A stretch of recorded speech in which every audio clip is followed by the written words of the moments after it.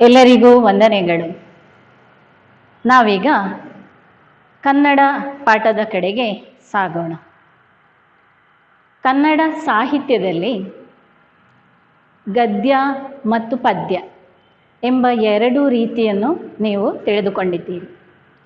ಗದ್ಯದಲ್ಲಿ ಅನೇಕ ಕತೆ ಅಥವಾ ನಾಟಕ, ಪ್ರಬಂಧ ಇವುಗಳನ್ನೆಲ್ಲ ನೀವು ತಿಳಿದುಕೊಂಡಿದ್ದೀರಿ. ಅದೇ ರೀತಿ ಪದ್ಯದಲ್ಲೂ ಕೂಡ ಕವಿತೆ, ಭಾವಗೀತೆ, ಜಾನಪದ ಗೀತೆ ಹೀಗೆ ಬೇರೆ ಬೇರೆ ರೀತಿಯ ಪದ್ಯಗಳನ್ನು ನೀವು ಕಲಿತಿದ್ದೀರಿ. ಪದ್ಯದಲ್ಲಿ ನಾವು ಇದಕ್ಕಿಂತಲೂ ವ್ಯತ್ಯಸ್ತವಾಗಿರುವಂತಹ ಒಂದು ಕಾವ್ಯ ಭಾಗವನ್ನು ಅಭ್ಯಾಸ ಮಾಡ್ತೇವೆ. ಕಾವ್ಯ ಭಾಗ ಅಂದರೆ ನಾವು ಕಲಿತಂತಹ ಕವಿತೆ ಆಗಲಿ ಅಥವಾ ಜಾನಪದ ಗೀತೆ ಆಗಲಿ ಇದಕ್ಕಿಂತ ತುಂಬ ವ್ಯತ್ಯಸ್ತವಾಗಿರುವಂತಹ ಒಂದು ಪದ್ಯವಾಗಿದೆ ಕಾವ್ಯ ಭಾಗ. ಈ ಕಾವ್ಯ ಭಾಗದಲ್ಲಿ ಬೇರೆ ಬೇರೆ ರೀತಿಯ ಕಾವ್ಯಗಳುಂಟು. ಅದರ ಗೆರೆಗಳಿಗೆ ಹೊಂದಿಕೊಂಡು ಅಥವಾ ಅದರ ರಚನೆಗೆ ಹೊಂದಿಕೊಂಡು ಆ ಕಾವ್ಯ ಭಾಗವನ್ನು ನಾವು ಬೇರೆ ಬೇರೆ ರೀತಿಯ ಕಾವ್ಯಗಳ ಹೆಸರಿನಲ್ಲಿ ನಾವು ಆ ಕಾವ್ಯವನ್ನು ಕಲಿತೇವೆ.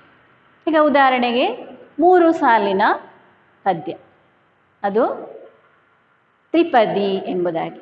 ತ್ರಿಪದಿ ಎನ್ನುವುದು ಸರ್ವಜ್ಞನ ವಚನ ಆಗಲಿ ಅಥವಾ ಅದು 3 ಸಾಲಿನ, ಅದು ಕವನದಲ್ಲಿ ಅಥವಾ ಕಾವ್ಯದಲ್ಲಿ ಬರುವುದಿಲ್ಲ, ಅದು ಉಳಿದ ಇದರಲ್ಲಿ ಬರ್ತದೆ. ಆದರೆ 6 ಸಾಲಿನ ಪದ್ಯಗಳು, ಅದನ್ನು ನಾವು ಷಟ್ಪದಿ ಅಂತ ಕಲ್ತಿದ್ದೇವೆ. ಈ ಷಟ್ಪದಿ ಅದು ಒಂದು ಕಾವ್ಯ ಭಾಗ, ಒಂದು ಕಾವ್ಯ. ಅದೇ ರೀತಿ ಚಂಪು ಅಂತ ಒಂದು ಉಂಟು ಕಾವ್ಯದಲ್ಲಿ. ಅದೇ ರೀತಿ ಸಾಂಗತ್ಯ ಎನ್ನುವುದು ಇನ್ನೊಂದು ಕಾವ್ಯ ಭಾಗದಲ್ಲಿ ಬರುವಂತಹ ಬೇರೆ ಬೇರೆ ರೀತಿಗಳು. ಇದನ್ನು ನಾವು ಕೆಲವೊಂದು ಲೆಕ್ಕಾಚಾರದ ಮೂಲಕ ಇವುಗಳನ್ನು ನಾವು ಹೆಸರಿಸ್ತೇವೆ. ಅದರ ರಚನೆಯ ಕ್ರಮಕ್ಕೆ ಅನುಸಾರವಾಗಿ ಅದಕ್ಕೆ ಹೆಸರನ್ನು ಕೊಟ್ಟು ಇರುವಂಥದ್ದು. ಹಾಗಾಗಿ ಚಂಪು ಅಂತ ಉಂಟು, ಷಟ್ಪದಿ ಅಂತ ಉಂಟು, ಆಮೇಲೆ ಸಾಂಗತ್ಯ ಎನ್ನುವುದು ಇನ್ನೊಂದು ಕಾವ್ಯದಲ್ಲಿ ಬರುವಂತಹ ಒಂದು ವಿಭಾಗ. ನಾವು ಕಳೆದ ಕ್ಲಾಸಿನಲ್ಲಿ 8ನೇ ಕ್ಲಾಸಿನಲ್ಲಿ ಷಟ್ಪದಿಯ ಕುರಿತು ನಾವು ಕಲ್ತಿದ್ದೇವೆ ಅಲ್ವಾ? ಷಟ್ಪದಿ, ಭರತನ ಭ್ರಾತೃಪ್ರೇಮ ಎನ್ನುವಂತಹ ಒಂದು ಷಟ್ಪದಿಯನ್ನು ನಾವು 8ನೇ ಕ್ಲಾಸಿನಲ್ಲಿ ಕಲ್ತಿದ್ದೇವೆ. ಅದು ಷಟ್ಪದಿ ಕಾವ್ಯ ಅಂತ ಅದನ್ನು ನಾವು ಹೇಳೋದು. ಅದೇ ರೀತಿಯಲ್ಲಿ ಈಗ ನಾವು ನಮ್ಮ 9ನೇ ಕ್ಲಾಸಿನ 2ನೇ ಘಟಕ ನಡೆ ನುಡಿ ಎನ್ನುವಂತಹ 2ನೇ ಘಟಕದಲ್ಲಿ ಮೊದಲ 2 ಪಾಠಗಳನ್ನು ನಾವು ಅಭ್ಯಾಸ ಮಾಡಿದ್ದೇವೆ. 1ನೇದು ಮಂಕುತಿಮ್ಮನ ಕಗ್ಗ, 2ನೇದು ಮಲೆಗಳಲ್ಲಿ ಮರೆಯಾದ ಅಂಚೆಯಣ್ಣ. ಇದು 2ನ್ನು ನಾವು ಅಭ್ಯಾಸ ಮಾಡಿದ್ದೇವೆ. ಈಗ ನಾವು 3ನೆಯ ಒಂದು ಪಾಠ ಭಾಗ ಅಂದರೆ ಅದು ಕಾವ್ಯ ಭಾಗ, ಇದನ್ನು ನಾವು ಅಭ್ಯಾಸ ಮಾಡಲಿಕ್ಕೆ ಇದ್ದೇವೆ. ಇದೊಂದು ಸಾಂಗತ್ಯ ಕೃತಿಯಾಗಿದೆ. ಛಂದಸ್ಸಿನ ಷಟ್ಪದಿ ಛಂದಸ್ಸನ್ನು ನಾವು ಕಲ್ತಿದ್ದೇವೆ. ಅದೇ ರೀತಿಯಲ್ಲಿ ಇನ್ನೊಂದು ಛಂದಸ್ಸು ಸಾಂಗತ್ಯ.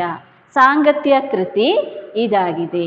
ರತ್ನಾಕರ ವರ್ಣಿಯು ಬರೆದಂತಹ ಭರತೇಶ ವೈಭವ ಎನ್ನುವ ಕಾವ್ಯದ ಒಂದು ಭಾಗವನ್ನು ನಾವೀಗ ಅಭ್ಯಾಸ ಮಾಡಲಿಕ್ಕೆ ಇದ್ದೇವೆ.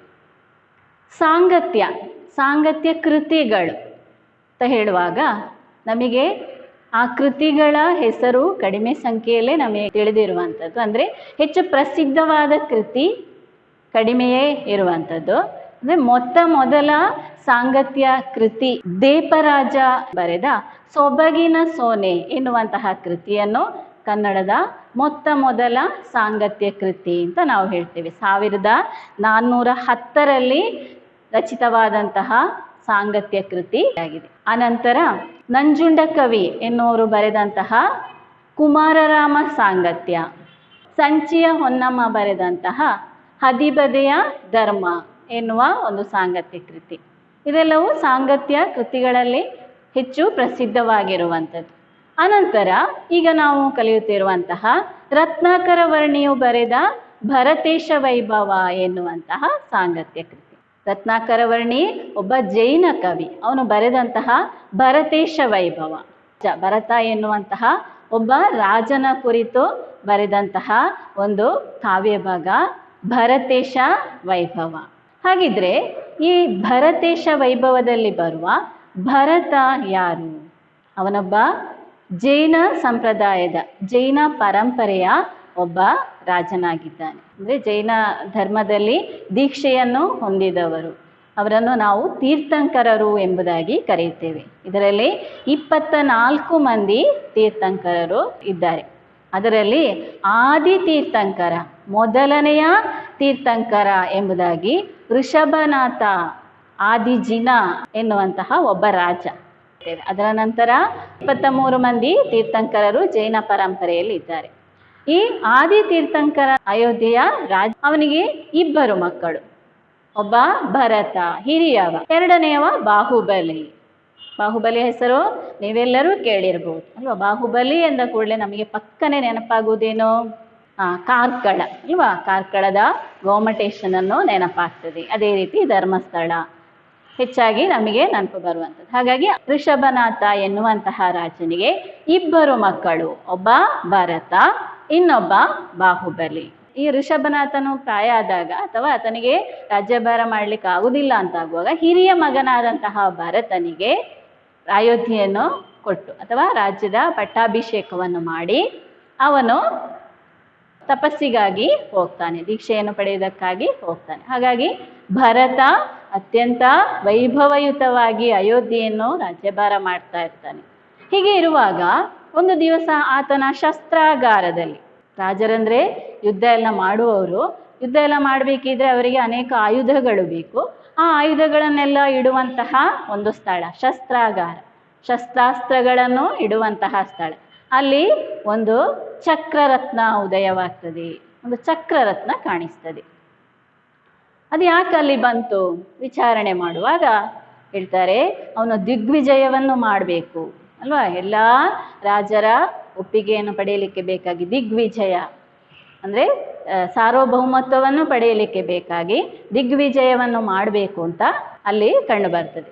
ಹಾಗಾಗಿ ಇವನು ದಿಗ್ವಿಜಯವನ್ನು ಮಾಡುತ್ತಾ ಎಲ್ಲ ರಾಜರಿಂದ ಕಪ್ಪ ಕಾಣಿಕೆಗಳನ್ನು ಪಡೆಯುತ್ತಾ ಅವನು ಬರ್ತಾ ಇರುವಾಗ ದಾರಿಯಲ್ಲಿ ಒಂದು ಕಡೆ ಅವನ ಚಕ್ರ ನಿಲ್ತದೆ, ಮುಂದೆ ಹೋಗುವುದೇ ಇಲ್ಲ. ಆಶ್ಚರ್ಯ ಆಗ್ತದೆ ಭರತನಿಗೆ. ಯಾಕೆ ಆಶ್ಚರ್ಯ ಆದದ್ದು? ಆ ಚಕ್ರ ನಿಂತ ಜಾಗ ಅವನ ತಮ್ಮ ರಾಜ್ಯವಾಳುತ್ತಾ ಇರುವಂತಹ ತಮ್ಮನ ರಾಜ್ಯವಾದ ಪೌದನಪುರವಾಗಿತ್ತು. ತಮ್ಮನನ್ನು ಕಾಣಲಿಕ್ಕೆ ಬೇಕಾಗಿ ತಮ್ಮನು ಅಣ್ಣನ ಬಳಿಗೆ, ಅಣ್ಣ ತಮ್ಮನನ್ನು ಹೇಳ್ತಾನೆ ಬರಲಿಕ್ಕೆ, ತನ್ನ ಬಳಿಗೆ ಬರಲಿಕ್ಕೆ ಕರೆಯುತ್ತಾನೆ. ಆದರೆ ತಮ್ಮ ಬರುವುದಿಲ್ಲ. ದೂತರನ್ನು ಕಳಿಸ್ತಾನೆ. ದೂತರನ್ನು ಕಳಿಸಿದಾಗ ಅವ ಯುದ್ಧವೇ ಸರಿ, ನಾವು ಯುದ್ಧರಂಗದಲ್ಲಿ ಕಾಣುವ ಅಂತ ಹೇಳಿ ಕಳಿಸ್ತಾನೆ.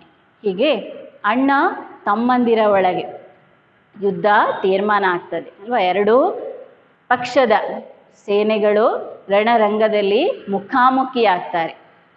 ಮುಖಾಮುಖಿ ಆದಾಗ ಆ 2 ಸೇನೆಯಲ್ಲಿದ್ದಂತಹ ಅವರ ಮಂತ್ರಿಗಳು ಒಂದು ತೀರ್ಮಾನಕ್ಕೆ ಬರ್ತಾರೆ. ಅಂದರೆ ಅವರ ಮನಸ್ಸಿಗೆ ಆಗ್ತದೆ ಏನಂದರೆ ಜೈನ ಧರ್ಮ ಎನ್ನುವುದು ಅಹಿಂಸೆಯನ್ನು ಸಾರುವಂತಹ ಧರ್ಮ. ಹಾಗಿರುವಾಗ ಯುದ್ಧ ಅಂದರೆ ಹಿಂಸೆ ಅಲ್ಲಿ ನಡೆಯುತ್ತದೆ. ಹಾಗಾಗಿ ಜೈನ ಪರಂಪರೆಯಲ್ಲಿ ಬಂದಂತಹ ರಾಜರು ಯುದ್ಧವನ್ನು ಮಾಡುವುದು, ಅವರಿಗೆ ಯುದ್ಧ ನಿಷೇಧ, ಯುದ್ಧವನ್ನು ಮಾಡುವುದು ಸರಿಯಲ್ಲ. ಆದರೂ ಆದಿ ಜಿನನಾದಂತಹ ಋಷಭನಾಥನ 2 ಮಕ್ಕಳು ಅಣ್ಣ ತಮ್ಮಂದಿರು ಪರಸ್ಪರ ಯುದ್ಧವನ್ನು ಮಾಡ್ತಾರಲ್ಲ, ಅವರಿಗೆ ತುಂಬ ಬೇಸರ ಆಗ್ತದೆ. ಇದನ್ನು ನೋಡಿದ ಪ್ರಜಾಜನರು ಏನು ಭಾವಿಸಿಯಾರು ಅಂತ ಆ ಮಂತ್ರಿಗಳು ತೀರ್ಮಾನಿಸಿ ಅವ್ರು ಏನು ಮಾಡ್ತಾರೆ, ಅಣ್ಣ ತಮ್ಮಂದಿರ ಒಳಗೆ ನಡೆಯಲಿ ಯುದ್ಧ, ಸೈನ್ಯ ಅಲ್ಲ, ಪರಸ್ಪರ ಅಣ್ಣ ತಮ್ಮಂದಿರು ಮಾತ್ರ ಯುದ್ಧವನ್ನು ಮಾಡಲಿ ಅಂತ ಹೇಳಿ ಅವರೊಳಗೆ ಯುದ್ಧ ತೀರ್ಮಾನ ಆಗ್ತದೆ. ಏನೆಲ್ಲ ಯುದ್ಧ? ಒಂದು ದೃಷ್ಟಿ ಯುದ್ಧ, ದೃಷ್ಟಿ ಅಂದರೆ ಕಣ್ಣು, ಕಣ್ಣಿನ ಮೂಲಕ ನಡೆಯುವಂತಹ ಯುದ್ಧ. ಇನ್ನೊಂದು ಜಲಯುದ್ಧ, ಜಲ ಅಂದರೆ ನೀರು, ನೀರಿನಲ್ಲಿ ನಡೆಯುವಂತಹ ಯುದ್ಧ. ಇನ್ನೊಂದು ಮಲ್ಲ ಯುದ್ಧ, ಶಕ್ತಿಯನ್ನು ಪ್ರಯೋಗಿಸುವಂತಹ ಯುದ್ಧ. ಹಾಗಾಗಿ ಈ 3 ರೀತಿಯ ಯುದ್ಧ ಅವರೊಳಗೆ ತೀರ್ಮಾನ ಆಗ್ತದೆ. ಹಾಗಾಗಿ ಅವರಿಬ್ಬರು ಯುದ್ಧ ಮಾಡುವುದು ಅಂತ ತೀರ್ಮಾನ ಆದಾಗ ಭರತನ ಮನಸ್ಸಿಗೆ ಏನೋ ಒಂದು ಬೇಸರ ಆಗ್ತದೆ ಅಲ್ವಾ. ಏನೋ ನಾನು ಅಣ್ಣನ ಜೊತೆಯಲ್ಲಿ ಯುದ್ಧ ಮಾಡಬೇಕಲ್ಲ ಅಂತ ಸ್ಥಿತಿ ಬಂತಲ್ಲ ಅಂತ ಭರತನಿಗೆ ತುಂಬ ಬೇಸರ ಆಗ್ತದೆ. ಅವನು ಅಣ್ಣನಲ್ಲಿ ಹೇಳ್ತಾನೆ ಏನು ಅಂತ, ಅಣ್ಣ, ದೃಷ್ಟಿ ಯುದ್ಧ ಮಾಡುವಾಗ ನಾವು ಕಣ್ಣಿನಲ್ಲಿ ಎದುರಿಸಬೇಕು, ನಾವು ಕಣ್ಣು ಎದುರಿಸಬೇಕು. ನೀನು ನನ್ನಕ್ಕಿಂತ ತುಂಬ ಎತ್ತರದಲ್ಲಿತ್ತು, ಬಾಹುಬಲಿ ತುಂಬ ಎತ್ತರದ ವ್ಯಕ್ತಿ ಅಲ್ವಾ, ಭರತ ಸಣ್ಣ ವ್ಯಕ್ತಿ. ಹಾಗಿರುವಾಗ ನೀನು ನನ್ನಕ್ಕಿಂತ ತುಂಬ ಎತ್ತರದಲ್ಲಿ ಇತ್ತು. ಹಾಗಾಗಿ ನಮಗೆ ನೇರವಾಗಿ ನಿನ್ನ ಕಣ್ಣಿಗೆ ಸರಿಯಾಗಿ ದೃಷ್ಟಿಯನ್ನು ಹಾಯಿಸಲಿಕ್ಕೆ ನನ್ನಿಂದ ಸಾಧ್ಯ ಇಲ್ಲ. ನಾನೇನು ಮಾಡಬೇಕು? ಮೇಲೆ ನೋಡಬೇಕು. ದೃಷ್ಟಿ ಹಾಯಿಸಬೇಕಿದ್ರೆ ನಾನು ಮೇಲೆ ನೋಡಬೇಕು. ಹೀಗೆ ಮೇಲೆ ನೋಡಿ ನನ್ನ ಕಣ್ಣಿಗೆ ನೋವಾಗ್ತದೆ ತುಂಬ. ಹಾಗಾಗಿ ನಾನು ಬೇಗನೆ ಕಣ್ಣನ್ನು ಮುಚ್ಚಿಬಿಡ್ತೇನೆ. ದೃಷ್ಟಿ ಯುದ್ಧದಲ್ಲಿ ಖಂಡಿತ ನಾನು ಸೋತು ಹೋಗ್ತೇನೆ. ಅದೇ ರೀತಿ ಇನ್ನು ಜಲಯುದ್ಧಕ್ಕೆ ಹೋಗ್ತೇವೆ. ಜಲಯುದ್ಧ ಮಾಡುವಾಗ ನಿನ್ನ ಎದೆಯ ತನಕ ಮಾತ್ರ ನಾನಿರುವುದು, ಅಷ್ಟೇ ಎತ್ತರ. ನೀನು ನನಗಿಂತ ತುಂಬ ಎತ್ತರದಲ್ಲಿ, ನಾನು ಎರಚುವಂತಹ ನೀರು ನಿನ್ನ ಎದೆಯ ತನಕ ಮಾತ್ರ ಬರುತ್ತದೆ ಅಲ್ವಾ. ನೀನೇನು ಮಾಡ್ತೀನಿ? ನನ್ನನ್ನು ಹಿಡಿದು ನೀರಿನಲ್ಲಿ ಮುಳುಗಿಸಿ ಬಿಡ್ತಿ. ಅಲ್ಲಿ ಕೂಡ ನಾನು ಸೋತು ಹೋಗ್ತೇನೆ. ಇನ್ನೊಂದು ಮಲ್ಲಯುದ್ಧ ಅಲ್ವಾ. ಬಾಹುಬಲಿ ಎನ್ನುವ ಹೆಸರು ನಿನಗುಂಟು, ಕೈಯಲ್ಲಿ ಬಾಹುವಿನಲ್ಲಿ ಬಲಶಾಲಿಯಾಗಿರುವಂತಹ ವ್ಯಕ್ತಿ ನೀನಾಗಿದ್ದಿ. ಅಂತಹ ಬಾಹುಬಲಿ ಎನ್ನುವ ಹೆಸರನ್ನು ಪಡೆದಂತಹ ಅತ್ಯಂತ ಬಲಶಾಲಿಯಾದಂತಹ ನೀನು ನನ್ನನ್ನು ಹಿಡಿದು ನೆಲಕ್ಕೆ ಉರುಳಿಸಿ ಹಾಕ್ತಿ. ಹಾಗಿರುವಾಗ ನಾನು ಖಂಡಿತ ಈ 3 ರೀತಿಯ ಯುದ್ಧದಲ್ಲಿ ಸೋಲನ್ನು ಅನುಭವಿಸ್ತೇನೆ. ಹಾಗಾಗಿ ಈ ಯುದ್ಧಕ್ಕೆ ನಾನು ಈಗಲೇ ಸೋಲು ಒಪ್ಪಿಕೊಂಡಿದ್ದೇನೆ. ನನ್ನ ಸಮಸ್ತ ಸಾಮ್ರಾಜ್ಯವನ್ನು ನಿನಗೆ ಬಿಟ್ಟು ಕೊಡ್ತೇನೆ. ನೀನು ಸಂತೋಷದಿಂದ, ಸೌಭಾಗ್ಯದಿಂದ ರಾಜ್ಯವನ್ನು ಆಳು. ಅದನ್ನು ನೋಡಿ ನಾನು ತುಂಬ ಸಂತೋಷ ಪಡ್ತೇನೆ ಅಂತ ತನ್ನ ಎಲ್ಲ ರಾಜ್ಯವನ್ನು, ಇಷ್ಟವರೆಗೆ ದಿಗ್ವಿಜಯ ಸಾಧಿಸಿಕೊಂಡು ಸಾರ್ವಭೌಮತ್ವವನ್ನು ಪಡೆದುಕೊಂಡು ಬಂದಂತಹ ಎಲ್ಲ ರಾಜ್ಯವನ್ನು ತಮ್ಮನಿಗೆ ಭರತ ಬಿಟ್ಟುಕೊಡ್ತಾನೆ. ಅಣ್ಣನ ಈ ಮಾತನ್ನು ಕೇಳಿದ ತಮ್ಮನಿಗೆ ತುಂಬ ಬೇಸರ ಆಗ್ತದೆ. ಅವನು ಕುಗ್ಗಿ ಹೋಗ್ತಾನೆ ಅಲ್ವಾ.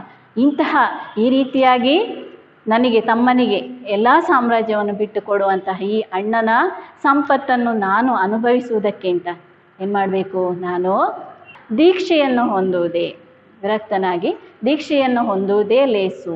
ಅವನು ಮೋಕ್ಷಗಾಮಿಯಾಗಿ ಮೋಕ್ಷವನ್ನು ದೀಕ್ಷೆ ಹಿಡಿದು ಮೋಕ್ಷವನ್ನು ಪಡೆಯುವುದಕ್ಕಾಗಿ ತಪಸ್ಸು ಮಾಡಲು ಕಾಡಿಗೆ ಹೋಗ್ತಾನೆ.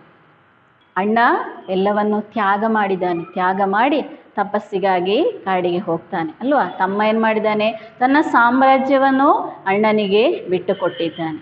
ಇಂತಹ ಈ ಅಣ್ಣ ತಮ್ಮಂದಿರ ಕುರಿತಾಗಿರುವಂತಹ ಒಂದು ಕತೆ ಇಲ್ಲಿ ಬರ್ತದೆ. ಇದರಲ್ಲಿ ಭರತನ ವ್ಯಕ್ತಿತ್ವಕ್ಕೆ ಮಾರು ಹೋದಂತಹ ನಮ್ಮ ರತ್ನಾಕರ ವರ್ಣಿ ಭರತನ ವ್ಯಕ್ತಿತ್ವವನ್ನು ಕುರಿತು ತನ್ನ ಕಾವ್ಯದಲ್ಲಿ ಕಾವ್ಯ ನಾಯಕನಾಗಿ ಭರತನನ್ನು ಮಾಡಿಕೊಂಡು ಭರತೇಶ ವೈಭವ ಎನ್ನುವಂತಹ ಒಂದು ಕೃತಿಯನ್ನು ರಚಿಸಿದ್ದಾನೆ.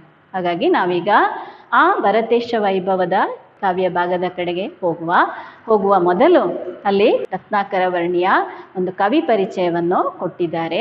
ಅದನ್ನೊಮ್ಮೆ ನೋಡುವ. ನಿಮ್ಮಲ್ಲೆಲ್ಲರಲ್ಲೂ ಪುಸ್ತಕ ಇದೆಯಲ್ಲ? ಹಾಗಿರುವಾಗ ಪುಸ್ತಕವನ್ನು ಬಿಡಿಸಿ.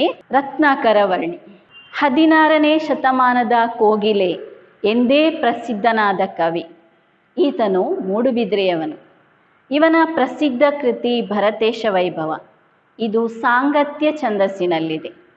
ರತ್ನಾಕರಾದೀಶ್ವರ ಶತಕ, ಅಪರಾಜಿತೇಶ್ವರ ಶತಕ ಮತ್ತು ತ್ರಿಲೋಕ ಶತಕ ಇವನ ಇತರ ಕೃತಿಗಳು. ಸರಿತವಾಗಿದ್ದುದಾ ಬೆರಳು ಎಂಬ ಈ ಕಾವ್ಯ ಭಾಗವನ್ನು ಭರತೇಶ ವೈಭವದ ಕಟಕ ವಿನೋದ ಸಂಧಿಯಿಂದ ಆಯ್ದುಕೊಳ್ಳಲಾಗಿದೆ. ರತ್ನಾಕರ ವರ್ಣಿಯ ಕಾವ್ಯ ಭರತೇಶ ವೈಭವ. ಅದರಿಂದ ಆರಿಸಿದಂತಹ ಒಂದು ಭಾಗ ಸರಿತವಾಗಿದ್ದುದಾ ಬೆರಳು, ಸರಿತವಾಗಿದ್ದುದು ಆ ಬೆರಳು ಎನ್ನುವಂತಹ ಒಂದು ಕಾವ್ಯ ಭಾಗ. ಭರತೇಶ ವೈಭವದಲ್ಲಿ ಸುಮಾರು 80 ಸಂಧಿಗಳುಂಟು.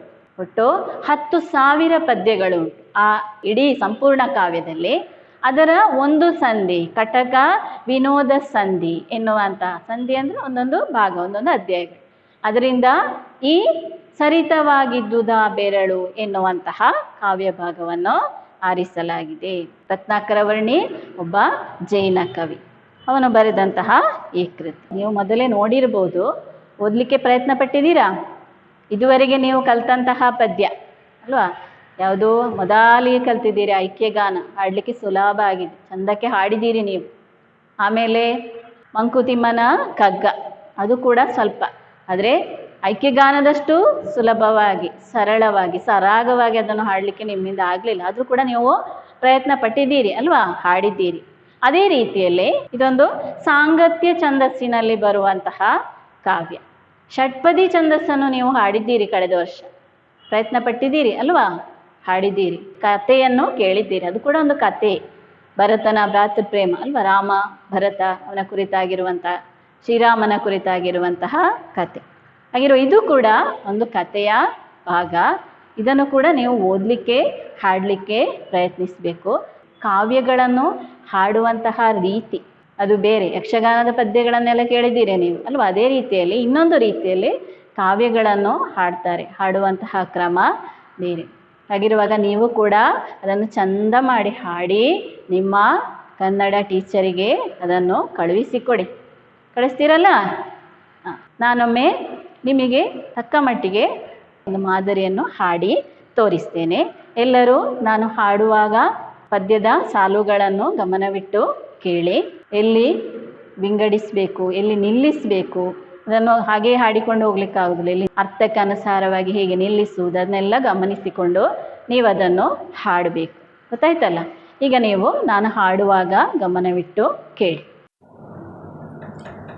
ಮೊಗವಾನಲ್ಪವ ಮಾಡಿಕೊಂಡು ಮೋನದೋಳು ಗದ್ದುಗೆ ಏರಿ ಚಕ್ರೇಶ ನಿರಲು ಮುಗುಳಂಬ ಮಲೆತ ಚಿಂತೆಯೇ ಎಂದು ನೆನೆವೂತ ಮಿಗೆ ಪೂರ್ತಿ ಮಂತ್ರಿ ಇಂತೆಂದ ಚಿಂತೆ ಬೇಡ ಎಂದು ಮಗರುಹಿ ದೇವರು ಇದು ಏನ ಚಿಂತಿಪುದೇನೆ ಕೇಳ್ದು ನೃಪತಿ ಕಂತು ವಿಗಣಿಸೆ ನೈನರ ಬೀಗಿದೆನ್ನನು ಚಿಂತೆಗೊಳಿಸುತ್ತಿದೆ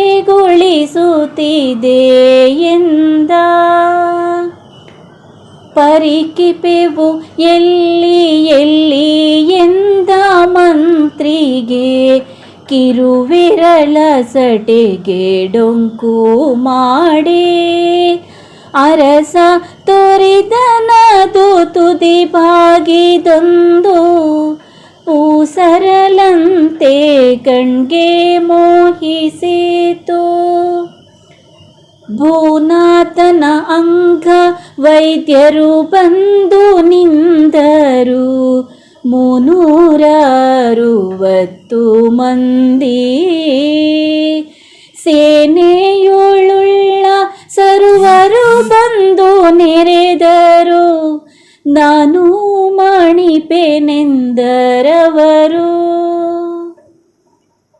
ಬಡವಾಗಿ ಬಲು ರೋಗ ಬಂದು ಬಾಯ್ ಬಿಡಲು ಓರ್ವರು ಎಡಹಿಯು ಕಾಣರುರುವಿಯೋಳು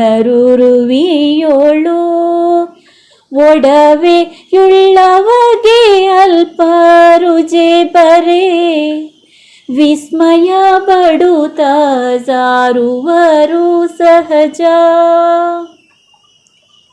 ನೆಟ್ಟಿಯ ತೆಗೆದೊಮ್ಮೆ ನೋಡಿರೈ ಎಂದಾಗ ಜಟ್ಟಿಗಳಿಗೆ ಕೈಯ ನೀಡೇ ಬೆಟ್ಟೆ ಮಾಡದೆ ಕೈಯನವರೊತ್ತಲರಸನ ಬೆಟ್ಟು ಇದ್ದಿದಿನಿ ಸೂಸಡಿಲದೆ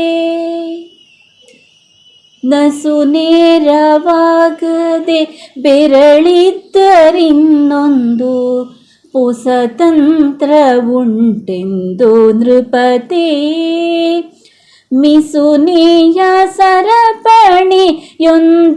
ನಂಗುಲಿಗೆ ಪೋಣಿಸಿ ತೂಗಿರೆಂದನೆಲ್ಲರಿಗೆ. ಕಿರುವೆರಳಿಗೆ ಸರಪಣಿಯ ಸಂಧಿಸಿರಾಯ ಬಿರಿಸಾಗಿ ತೂಗಿರಯ್ಯೆಂದ. ಇರುಹೆಗಳೆಣ್ಣೆ ಸೋಂಕಿದ ನೇಣ ಮುತ್ತುವಂತೆ ಎರಗಿ ಪಿಡಿದುದಾಗ ಕಟಕ. ನರವಿಷ್ಟು ಸಡಿಲದು ತೆಗೆಯ ಹೇಳದಿಕ ನಿರ್ಭರದಿಂದ ಕಟಕವನಿಂದ. ಮುರಿದು ಪಲ್ಗಚ್ಚಿಕೊಂಡುಳ್ಳ ಶಕ್ತಿಯ ನಿಕ್ಕಿ ಸರಪಣಿಯುದ್ಧದ ಸೇನೆ. ಕಾಲ ಪೈಸರಗೊಟ್ಟು ಸರಪಣಿ ವಿಡಿದು ಹಿಮ್ಮಾಲಾಗಿ ಪಡೆ ತೆಗೆವಾಗ. ತೋಳ ಸಿಕ್ಕಿಗಿರಾಯ ನೀಡಿದನು ಉರೆ ಹೊಟ್ಟೆ ಮೇಲಾಗಿ ಕೆಡೆದರುರುವಿಯೋಳು. ಸರಪಣಿ ತೆಗೆದೇಡ ಕೈಯಿಂದ ತನ್ನ ನುಣ್ಬೆರಳನೊತ್ತುತ ವಿನೋದಾತಿ. ಗುರು ಹಂಸನಾಥಾಯ ಸ್ವಾಹ ಎಂದನು ಕೂಡೆ ಸರಿತವಾಗಿದ್ದುದಾ ಬೆರಳು. ಸುರರೂಪು ಮಳೆಗರೆದರು ಮೊಳಗಿತು 3.5 ಕೋಟಿ ವಾದ್ಯ ಬೋರೆಂದು. ಸುರಗಣಿಕೆಯರು ನರ್ತಿಸಿದರು ಸಾಲದೆ ಭರತರಾಜನದೊಂದು ಭಾಗ್ಯ. ಕೇಳಿದಿರಲ್ಲ, ಖುಷಿ ಆಯ್ತಲ್ಲ. ನೀವು ಕೂಡ ಇದಕ್ಕಿಂತಲೂ ತುಂಬ ಚಂದ ಮಾಡಿ ಹಾಡಲಿಕ್ಕೆ ಪ್ರಯತ್ನ ಪಡಿ, ಆಗ್ಬೋದಾ? ಈಗ ನಾವೇನು ಮಾಡಬೇಕು, ಇನ್ನದರ ಆಶಯವನ್ನು ತಿಳಿಲಿಕ್ಕೆ ನಾವು ಅದನ್ನು ಓದಬೇಕು. ಓದುವಾಗ ಪದ ವಿಂಗಡಣೆಯನ್ನು ಮಾಡಬೇಕು, ಅಲ್ಲಿ ಬರುವಂತಹ ಪದಗಳ ಅರ್ಥವನ್ನು ಕಲಿಬೇಕು. ಆ ವಿಂಗಡಿಸಿ ಅದರ ಅರ್ಥವನ್ನು ತಿಳಿದು ಓದಿದರೆ ನಮಗೆ ಅದರ ಆಶಯ ತಿಳಿಯುತ್ತೆ. ಹಾಗಾಗಿ ನಾವು ಈಗ ಆಶಯದ ಕಡೆಗೆ ಹೋಗಬೇಕು. ಆ ಪದ್ಯದಲ್ಲಿ ಕವಿ ಏನು ತಿಳಿಸ್ತಾರೆ ಎಂಬ ವಿಚಾರವಾಗಿ ಅದರ ಆಶಯದ ಕಡೆಗೆ ಹೋಗಬೇಕು. ಈಗ ನಾವು ಒಂದೊಂದೇ ಪಾರದ ಆಶಯವನ್ನು ನೋಡಿ. ಮೊಗವನಲ್ಪವ ಮಾಡಿಕೊಂಡು ಮೋನದೊಳು. ಮೊಗವನ್ನು ಅಲ್ಪವ ಮಾಡಿಕೊಂಡು, ಮೊಗ ಅಂದರೆ ಮುಖ, ಮುಖವನ್ನು ಅಲ್ಪವ ಮಾಡಿಕೊಂಡು. ಅಲ್ಪ ಮಾಡುವುದಂದರೆ, ಅಲ್ಪ ಅಂದರೆ ಕಡಿಮೆ, ಸ್ವಲ್ಪ ಅಂತ ಅರ್ಥ. ಇಲ್ಲಿ ಬೇಸರದಲ್ಲಿ ಅಲ್ವಾ, ಸಣ್ಣ ಮಾಡುವುದು, ಮುಖ ಸಣ್ಣದು ಮಾಡಿಕೊಂಡಿರುವಂಥದ್ದು. ಬೇಸರ ಆದಾಗ ಸಣ್ಣ ಸಪ್ಪೆ ಮುಖ ಅಂತ ಹೇಳ್ತೇವೆ. ಅದೇ ರೀತಿ ಮುಖವನ್ನು ಅಲ್ಪವ ಮಾಡಿಕೊಂಡು ಮೋನದೊಳು,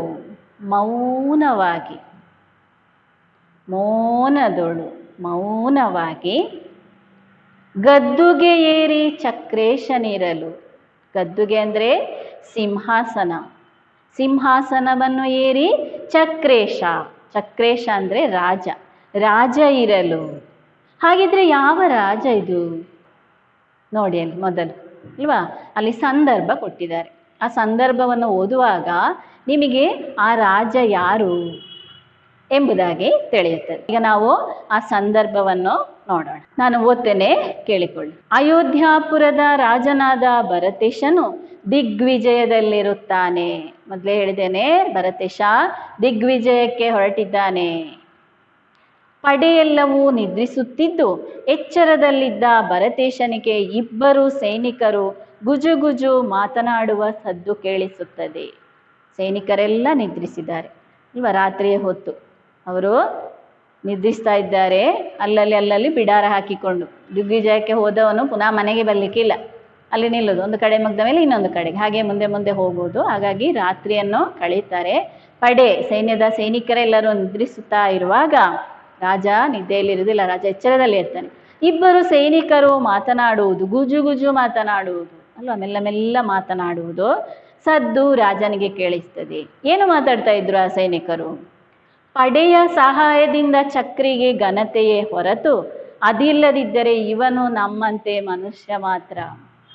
ಸೈನಿಕರು ಹೇಳೋದು ಅಲ್ವಾ, ಪಡೆ ನಾವು ನಮ್ಮ ಸೈನಿಕರ ಸಹಾಯದಿಂದ ಇವನಿಗೆ ಘನತೆ, ಚಕ್ರಿಗೆ ಈ ರಾಜನಿಗೆ ಘನತೆಯೇ ಅಲ್ವಾ, ನಮ್ಮಿಂದಾಗಿ ಅವನು ಇಷ್ಟೆಲ್ಲ ಮಾಡಿದ್ದು, ಇಷ್ಟೆಲ್ಲ ವಿಜಯವನ್ನು ಸಾಧಿಸಿದ್ದಾನಲ್ಲ, ಅದು ನಮ್ಮ ಸಹಾಯ ಇದ್ದ ಕಾರಣ. ಇಲ್ಲದ್ರೆ ಅವನು ಯಾರು? ನಮ್ಮ ಹಾಗೆ ಒಬ್ಬ ಮನುಷ್ಯ ಅಲ್ವಾ, ದೊಡ್ಡ ರಾಜ ಅಲ್ಲ. ನಾವಿದ್ದ ಕಾರಣ ಅವನಿಗೆ ಜಯ ಲಭಿಸಿತು. ಪಡೆಯ ಸಹಾಯದಿಂದ ಆ ಚಕ್ರಿಗೆ ಘನತೆ, ಹೆಸರು ಬಂದದ್ದು ಯಾರಿಗೆ? ಅವನು ಭರತೇಶ ಅಲ್ವಾ, ದಿಗ್ವಿಜಯವನ್ನು ಸಾಧಿಸಿದ್ದಾನೆ, ರಾಜ ಜಯಶಾಲಿಯಾಗಿದ್ದಾನೆ ಅಂತ ಹೆಸರು ಅವನಿಗೆ. ನಾವಿದ್ದ ಕಾರಣ ಅವನಿಗೆ ಆ ಹೆಸರು ಬಂದದ್ದು. ಇಲ್ಲದ್ರೆ ಅವನು ಬರೀ ಸುಮ್ಮನೆ ನಮ್ಮ ಹಾಗೆ ಒಬ್ಬ ಮನುಷ್ಯ ಮಾತ್ರ ಎನ್ನುತ್ತಾನೆ ಒಬ್ಬ. ಇಬ್ರು ಮಾತಾಡ್ತಾ ಇದ್ದದ್ರಲ್ಲಿ ಒಬ್ಬ ಹಾಗೆ ಹೇಳ್ತಾನೆ. ಆಗ ಇನ್ನೊಬ್ಬ ಹೇಳ್ತಾನೆ, ಅಷ್ಟಲ್ಲದೆ ಏನು, ಹನಿ ಹನಿ ಗೂಡಿ ಹಳ್ಳ, ನಾರೊಡಗೂಡಿ ಹಗ್ಗ ಎನ್ನುತ್ತಾನೆ ಮತ್ತೊಬ್ಬ. ಹಾಗಲ್ಲದೆ ಮತ್ತೇನು, ಹನಿ ಹನಿ ಸೇರಿದ್ರೆ ಮಾತ್ರ ಹಳ್ಳ ಆಗೋದು, ಒಮ್ಮೆಲೆ ಹಳ್ಳ ತುಂಬುವುದಿಲ್ಲ ಅಲ್ವಾ. ಹಳ್ಳಕ್ಕೆ ಹನಿ ಹನಿ ಹನಿ ಹನಿ ನೀರು ಬಿದ್ದರೆ ಮಾತ್ರ ಹಳ್ಳ ತುಂಬುವಂಥದ್ದು, ನೇರವಾಗಿ ಒಂದೇ ಇದರಲ್ಲಿ ಹಳ್ಳ ತುಂಬುವುದಿಲ್ಲ. ಹಾಗಾಗಿ ನಾವೆಲ್ಲ ಸೇರಿದ್ರೆ ಮಾತ್ರ ರಾಜ ಇದ್ದಾನೆ. ನಾರೊಡಗೂಡಿ ಹಗ್ಗ, ನಾರುಗಳು ಸಪ್ಪರ ಸಪ್ಪರದ ದಾರಗಳು, ಅದೆಲ್ಲ ಒಟ್ಟು ಸೇರಿದ್ರೆ ಮಾತ್ರ ದಪ್ಪದ ಹಗ್ಗ ಆಗ್ತದೆ. ನೇರವಾಗದು ಯಾವುದು ಇಲ್ಲದಿದ್ದರೆ ಹಗ್ಗ ಹಾಕ್ಲಿಕ್ಕೆ ಸಾಧ್ಯ ಇಲ್ಲ. ಹಾಗಾಗಿ ನಾವಿಲ್ಲದಿದ್ದರೆ ರಾಜನಿಂದ ಏನು ಮಾಡಲಿಕ್ಕೂ ಸಾಧ್ಯ ಇಲ್ಲ. ಹಾಗಾಗಿ ಹನಿ ಹನಿ ಕೂಡಿ ಹಳ್ಳ, ನಾರೊಡಗೂಡಿ ಹಗ್ಗ ಎನ್ನುತ್ತಾನೆ ಮತ್ತೊಬ್ಬ. ಅವರ ನುಡಿ ಕೇಳಿ ಚಕ್ರವರ್ತಿಗೆ ತನ್ನ ಶಕ್ತಿ ಸಾಮರ್ಥ್ಯಗಳನ್ನು ಸ್ವಲ್ಪ ಪ್ರದರ್ಶಿಸಬೇಕೆಂಬ ಮನಸ್ಸಾಗ್ತದೆ. ಇದನ್ನು ಕೇಳಿದ ರಾಜನಿಗೆ ಇವರಿಗೆ ಬುದ್ಧಿಗಳಿಸಬೇಕು, ನನ್ನ ಸಾಮರ್ಥ್ಯ ಎಷ್ಟು ಅಂತ ಇವರಿಗೆ ತೋರಿಸಬೇಕು ಅಂತ ರಾಜನಿಗೆ ಮನಸ್ಸಾಗ್ತದೆ. ನನಗೆ ಶಕ್ತಿ ಉಂಟು, ನಾನು ತೋರಿಸಬೇಕಾ, ಬರ್ತೀಯ ನನ್ನೊಟ್ಟಿಗೆ ಅಂತ ನೀವು ಕೇಳ್ತೀರಿ. ಆದರೆ ರಾಜ ಹಾಗೆ ಕೇಳೋದಿಲ್ಲ. ಅವನು ಇವರಿಗೆ ತೋರಿಸಬೇಕು, ಸಾಮರ್ಥ್ಯವನ್ನು ಇವರಿಗೆ ಪ್ರದರ್ಶಿಸಬೇಕು ಇವರ ಮುಂದೆ ಅಂತ ಮೌನದಲ್ಲಿದ್ದು ತನ್ನ ಕೆಲಸದ ಕಡೆಗೆ, ತನ್ನ ಕಾರ್ಯವನ್ನು ಮಾಡಲಿಕ್ಕೆ ಹೊರಡ್ತಾನೆ. ಹಾಗಾಗಿ ರಾಜ ಏನು ಮಾಡ್ತಾನೆ ಎಂಬುದಾಗಿ ಈ ಕಾವ್ಯ ಭಾಗದಲ್ಲಿ ಅವರಿಗೆ ತನ್ನ ಸಾಮರ್ಥ್ಯವನ್ನು ರಾಜ ಯಾವ ರೀತಿಯಲ್ಲಿ ಪ್ರದರ್ಶಿಸ್ತಾನೆ, ತೋರಿಸಿಕೊಡ್ತಾನೆ ಎನ್ನುವುದನ್ನು ನಾವು ಈ ಕಾವ್ಯ ಭಾಗದಲ್ಲಿ ಕಾಣಲಿಕ್ಕೆ ಸಾಧ್ಯ ಆಗ್ತದೆ. ಒಂದು ಭಾಗ ಮಾತ್ರ ಇಲ್ಲಿ ಬರುವಂಥದ್ದು. ಪುಸ್ತಕ ನೋಡಿಕೊಳ್ಳಿ. ಮೊಗವನಲ್ಪವ ಮಾಡಿಕೊಂಡು ಮೋನದಳು ಗದ್ದುಗೆ ಏರಿ ಚಕ್ರೇಶನಿರಲು. ಮುಖವನ್ನು ಸಣ್ಣದು ಮಾಡಿಕೊಂಡು ಮೌನವಾಗಿ ಸಿಂಹಾಸನವನ್ನು ಏರಿ ರಾಜನು, ಈಗ ಗೊತ್ತಾಯ್ತಲ್ಲ ರಾಜ ಯಾರು ಅಂತ, ಭರತೇಶ, ಭರತ ರಾಜ. ಅವನು ಸಿಂಹಾಸನದಲ್ಲಿ ಕುಳಿತಿರಲು ಮುಗುಳಂಬ ಮಲೆತ ಚಿಂತೆ ಎಂದು ನೆನೆವುತ ನೆಲೆ ಪೊರ್ದಿ ಮಂತ್ರಿ ಇಂತೆಂದ.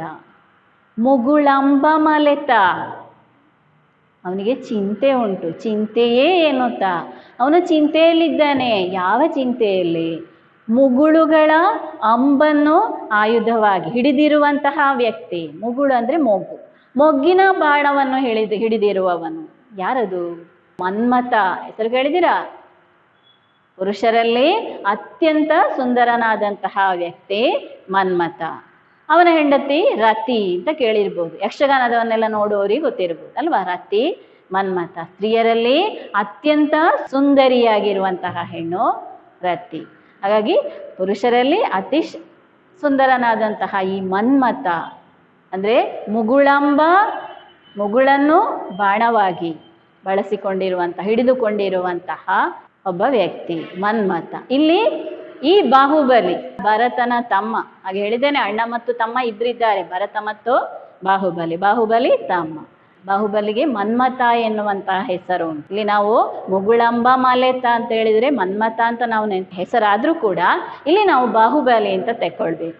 ಆ ಬಾಹುಬಲಿಯನ್ನು ಅವನೊಂದಿಗೆ ಯುದ್ಧ ಮಾಡಬೇಕಲ್ಲ, ಆತನ ಕುರಿತಾಗಿ ಈ ಭರತ ಅಣ್ಣ ಚಿಂತಿಸ್ತಾ ಇದ್ದಾನೆ. ಯಾರು? ಭರತ ಚಿಂತೆ ಮಾಡ್ತಾ ಇದ್ದಾನೆ ಅಂತ ಮಂತ್ರಿ ತನ್ನ ಮನದೊಳಗೆ ಭಾವಿಸಿ ರಾಜನಲ್ಲಿ ಮಂತ್ರಿ ಹೀಗೆ ಹೇಳುತ್ತಾನೆ. ಚಿಂತೆ ಬೇಡ ಎಂದು ಎಮಗರುಹಿ ದೇವರೇ, ಇದು ಏನ ಚಿಂತಿಪುದೇನೆ ಕೇಳ್ದು ನೃಪತಿ. ನೀವ್ಯಾಕೆ ಹೀಗೆ ಚಿಂತೆ ಮಾಡ್ತಾ ಇದ್ದೀರಿ? ನಮ್ಮಲ್ಲಿ ಚಿಂತೆ ಮಾಡಬೇಡಿ ಅಂತ ಹೇಳಿಕೊಂಡು, ಈಗ ನೀವು ಯಾಕೆ ಚಿಂತೆ ಮಾಡ್ತಾ ಇದ್ದೀರಿ, ಏನೇ ಕೇಳ್ದು ನೃಪತಿ ಎಂದು ಕೇಳಿದಾಗ ರಾಜ ಹೇಳ್ತಾನೆ, ಕಂತುವಿಗೆಣಿಸೆನೇ, ನಾನು ನನ್ನ ತಮ್ಮನಾದಂತಹ ಬಾಹುಬಲಿಯ ಕುರಿತು ಚಿಂತೆ ಮಾಡೋದಿಲ್ಲ. ಕಂತುವಿಗೆ ಎಣಿಸೇನೆ, ಎಣಿಸುವುದಂದ್ರೆ ಆಲೋಚನೆ ಮಾಡುವುದು. ಕಂತುವಿನ ಬಗ್ಗೆ, ಕಂತು ಅಂದರೆ ಮನ್ಮಥ, ಬಾಹುಬಲಿ, ಅವನ ಬಗ್ಗೆ ನಾನು ಸ್ವಲ್ಪವೂ ಚಿಂತಿಸುವುದಿಲ್ಲ. ನನ್ನನ್ನು ಚಿಂತೆ ಕಾಡುವುದಂದ್ರೇನು, ನರ ಬಿಗಿದೆನ್ನನು ಚಿಂತೆಗೊಳಿಸುತ್ತಿದೆ ಎಂದ. ನನ್ನ ನರ ಒಂದು ಬಿಗಿದು ಹೋಗಿದೆ, ಎಳೆದು ಹೋಗಿದೆ, ಅದು ತುಂಬ ನೋವಾಗ್ತಾ ಉಂಟು, ಅದುವೇ ನನ್ನನ್ನು ಚಿಂತೆಗೊಳಿಸ್ತಾ ಇದೆ. ಹೊರತು ನಾನು ಕಂತುವಿನ ಕುರಿತು, ಬಾಹುಬಲಿಯ ಕುರಿತು ನಾನು ಯೋಚಿಸುವುದೇ ಇಲ್ಲ, ಚಿಂತೆಯೇ ಮಾಡುವುದಿಲ್ಲ ಎಂಬುದಾಗಿ ಭರತ ಮಂತ್ರಿಗೆ ಹೇಳ್ತಾನೆ. ಹಾಗೆ ಹೇಳಿದ ಕೂಡಲೇ ಗಾಬರಿ ಆಗ್ತದೆ ಎಲ್ಲರಿಗೂ ಅಲ್ವಾ, ಎಲ್ಲರೂ ಓಡೋಡಿ ಬರ್ತಾರೆ. ಪರಿಕಿಪೆವು ಎಲ್ಲಿ ಎಂದ ಮಂತ್ರಿಗೆ. ನೋಡ ಪರೀಕ್ಷಿಸ್ತೇವೆ. ಪರಿಕಿಪೆವು ಎಲ್ಲಿ ನರ ಬಿಗಿದದ್ದು ಎಂದ ಮಂತ್ರಿಗೆ. ಮಂತ್ರಿಯಲ್ಲಿ ರಾಜ ಹೇಳಿತು. ಹಾಗಾಗಿ ಮಂತ್ರಿ ಕೇಳ್ತಾನೆ, ಪರೀಕ್ಷೆ ಮಾಡ್ತೇವೆ, ಎಲ್ಲಿ ನಿನ್ನ ನರ ಬಿಗಿದದ್ದು ಎಂದ ಮಂತ್ರಿಗೆ. ಕಿರುಬೆರಳ ಸಟೆಗೆ ಡೊಂಕು ಮಾಡಿ, ತನ್ನ ಕೈಯ ಕಿರು ಬೆರಳನ್ನು, ಕೈಯಲ್ಲಿ 5 ಬೆರಳು ಉಂಟು, ಅದರಲ್ಲಿ ಸಣ್ಣ ಬೆರಳು ಕಿರು ಬೆರಳನ್ನು ಸಟೆಗೆ ಡೊಂಕು ಮಾಡಿ, ಏನಾಗಲಿಲ್ಲ ಅವನಿಗೆ, ಸುಳ್ಳಾಗಿ ಅಲ್ವಾ, ಸುಮ್ಮನೆ ಡೊಂಕು ಮಾಡ್ತಾನೆ. ಡೊಂಕು ಮಾಡಿ ಅರಸ ತೋರಿದನು.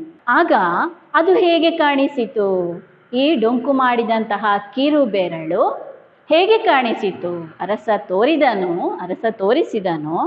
ಅದು ತುದಿ ಬಾಗಿದೊಂದು ಪೂಸರಲಂತೆ ಕಣ್ಗೆ ಮೋಹಿಸಿತು. ಏನು ಸರಲು, ಪೂ ತುದಿ ಬಾಗಿದ ಹೂವಿನ ಸರಳಿನ ಹಾಗೆ, ಸರಳು ಅಂದರೆ ಬಾಣ, ಹೂವಿನ ಬಾಣದ ಹಾಗೆ ಕಾಣಿಸಿತು. ಕಣ್ಣಿಗೆ ಮುದವನ್ನು ನೀಡಿತು, ಸಂತೋಷವನ್ನು ನೀಡಿತು. ಬಾಣವನ್ನು ಹಿಡಿದಿದ್ದಾನೆ ಮನ್ಮಥ ಅಂತ ಹೇಳ್ತೇವೆ. ಹಾಗಾಗಿ ಬಾಹುಬಲಿಗೆ ಮನ್ಮಥ ಅಂತಲೂ ಹೆಸರುಂಟು. ಹಾಗಾಗಿ ಕಿರುಬೆರಳು ಹೀಗೆ ಬಾಗಿ ಇರುವಾಗ ತುದಿ ಬಾಗಿದ ಹೂವಿನ ಸರಳಿನಂತೆ, ಆ ಹೂವಿನ ಬಾಣದಂತೆ ಎಲ್ಲರಿಗೂ ಸಂತೋಷವನ್ನು ನೀಡಿತು. ನೋಡುವವರ ಕಣ್ಗೆ ಕಾಣಿಸಿತು. ಮಂತ್ರಿ ಹಾಗೆ ಕೇಳಿದ್ದೇ ತಡ ಅಲ್ವಾ, ಕೈ ಬಾಗಿದೆ ಅಂತ, ಬೆರಳು ಬಾಗಿದೆ ಅಂತ ತೋರಿಸಿದ. ಆಗ ಎಲ್ಲರೂ ಓಡಿಕೊಂಡು ಬರ್ತಾರೆ. ಯಾರೆಲ್ಲ ಬರ್ತಾರೆ, ಭೂನಾಥನ ಅಂಗವೈದ್ಯರು ಬಂದು ನಿಂದರು. ಭೂನಾಥ ರಾಜನ, ಭರತೇಶನ ಅಂಗವೈದ್ಯರು, ಅವನ ಅರಮನೆಯಲ್ಲಿದ್ದಂತಹ ಅಥವಾ ಆ ಊರಿನಲ್ಲಿರುವ ಎಲ್ಲ ವೈದ್ಯರು ಬಂದು ಸೇರಿದರು. ಯಾಕೆ ಬಂದದ್ದು, ರಾಜನ ಕೈಯಿನ ಬೆರಳನ್ನು ಸರಿ ಮಾಡಲಿಕ್ಕೆ ಎಲ್ಲ ವೈದ್ಯರು ಬಂದು ಸೇರಿದರು, ಬಂದು ನಿಂದರು. 360 ಮಂದಿ, ಒಂದೆರಡಲ್ಲ, ಎಷ್ಟು 360 ಮಂದಿ ವೈದ್ಯರು ಬಂದ್ರಂತೆ ಸರಿ ಮಾಡಲಿಕ್ಕೆ. ಒಂದೆರಡು ವೈದ್ಯರು, ಒಂದು ವೈದ್ಯರನ್ನು ಕಾಣಲಿಕ್ಕೆ ಕಷ್ಟ ಅಲ್ವಾ. ಈಗ 360 ಮಂದಿ ವೈದ್ಯರು ಓಡೋಡಿ ಬಂದಿದ್ದಾರಂತೆ ಅವನ ಆ ಬೆರಳನ್ನು ಸರಿ ಮಾಡಲಿಕ್ಕೆ. ಸೇನೆಯಳುಳ್ಳ ಸರ್ವರು ಬಂದು ನೆರೆದರು. ಸೇನೆಯಲ್ಲಿರುವಂತಹ ಎಲ್ಲರೂ ಬಂದರು, ಎಲ್ಲ ಸೈನಿಕರು ಬಂದರು. ಅವರೊಟ್ಟಿಗಿದ್ದಾರಲ್ಲ ಸೈನಿಕರೆಲ್ಲ, ಅವರೆಲ್ಲ ಓಡೋಡಿ ಬಂದರು. ನಾನು ಮಾಡಿಪೆನು ಎಂದರು ಅವರು.